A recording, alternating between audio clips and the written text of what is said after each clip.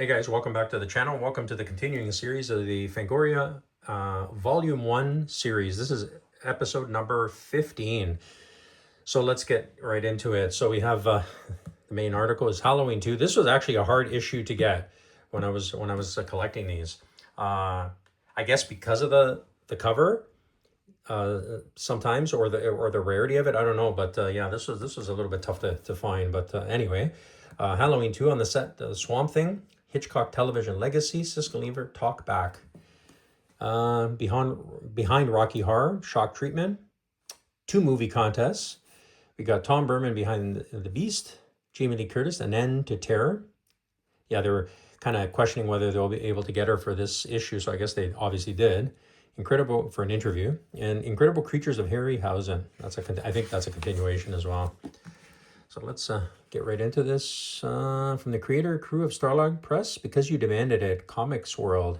Huh, that's pretty cool. How rare is that? How many people actually have that index here? The how and the why. 2 questions have turned up in our mail with increasing frequency, both of which deserve detailed answers, though they have been dealt with in previous letter columns. These are, how do we decide which films to cover? Or why didn't we cover such and such? And why don't we criticize films? For me, these 2 questions are closely related, and this time out, we're going to do the best to answer them. So it goes on. Let's see if we can... the only films that we have not covered due to lack of cooperation are the films of Brian De Palma. He hasn't even known that we want to interview him because his press agent doesn't answer calls from Fangoria. Some people just can't get past our name. That's interesting.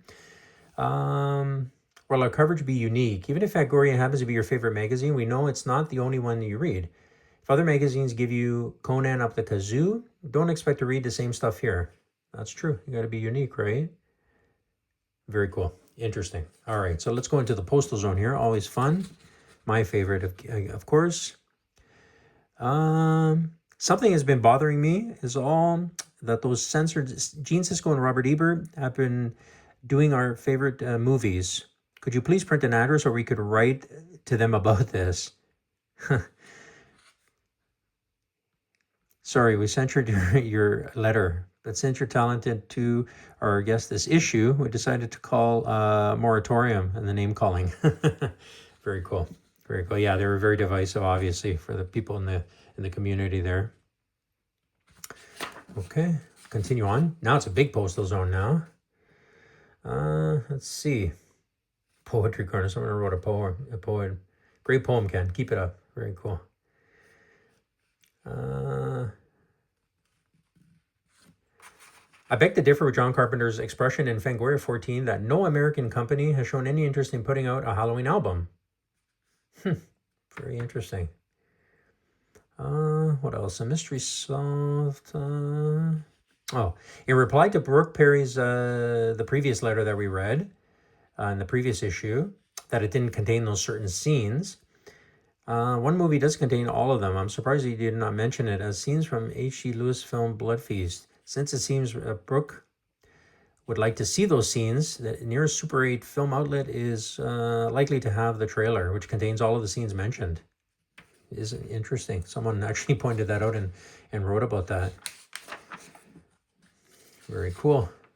Cavalcade of corrections, yeah. Always some corrections, eh? Nothing is perfect. On the set, Swamp Thing, Part 1. AFCO new president, AFCO Films. Frank Capra, Jr. Very cool. Berman Studio, Part 2. Concludes a visit with him by discussing current work on The Beast Within and the Cat People. Very neat. Very good. Blood curdling. You don't dare turn off the lights after you read The Woods Are Dark, a novel. That's pretty good advertising. Pretty cool. Warner Books. Didn't even know they were in the book publishing. Deborah Hill, a chat on present future project with the producer of Halloween 2. Very neat. Great behind the scenes here. Jamie Lee Curtis. Wow, she looks so different there. Eh? Very cool.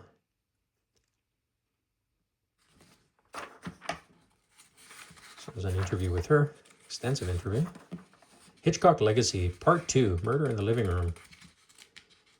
Alfred Hitchcock presents. Really cool show. Very cool. Suspense films of Alfred Hitchcock, Part 2, The Television Years. So these are various ones. Horror and Comics, Part 4, an ongoing series that we've seen in the past issues. The Trading Post, of course. Taste Will Tell. So I guess they did they have an interview? I guess they, yeah. Chicago-based but national in influence, Gene Siskel, Robert Ebert have given some terror films a hard time. We set out to learn why. That's pretty cool that they managed to get them for an interview there. Very neat. That'll be worth a good read. Soundtrack, again, as usual. And the continuation of the Ebert article. Pin in the Pen, Alex Gordon. Deborah Hill's article continued. The Harryhausen story, that's a continuation as well. Photo guidebook. Continuation of the articles, of course. Richard O'Brien and Shock Treatment. So let's send another interview here. Monster Invasion. What do we got? Snakes. The Thing. Classic. Beastmaster. Moonies. Very cool. And we got I got some contest here. Halloween 2. That's a neat book there.